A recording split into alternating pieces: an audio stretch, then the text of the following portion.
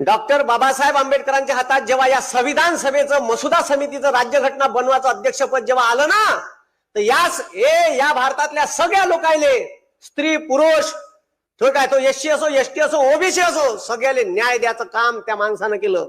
त्याचे वाक्य आहे, माझ्यात जर सूडबुद्धी असती तर मी 5 वर्षात या देशाचं वाटोळ करून टाकलं असतं. आणि खरंच केलं असतं. एवढा पॉवर आहे. हे रिझर्व्ह बँक ऑफ इंडिया हे 1920 ले आपल्या प्रॉब्लेम ऑफ द रुपीज नावाचा थेसिस, इकॉनॉमिकचा थेसिस सादर केला फॉरेनच्या युनिव्हर्सिटीत. त्याच्यात लिहिते का तुमच्या देशात जशी बँक ऑफ इंग्लंड आहे तशी आमच्या देशात रिझर्व्ह बँक ऑफ इंडिया द्या. तेव्हा कुठे इंग्रजांनी 1926 ले रिझर्व्ह बँक ऑफ इंडियासाठी एक कमिशन स्थापन केलं, हिल्टन यंग, आणि 1934 ले आरबीआय ऍक्ट केला.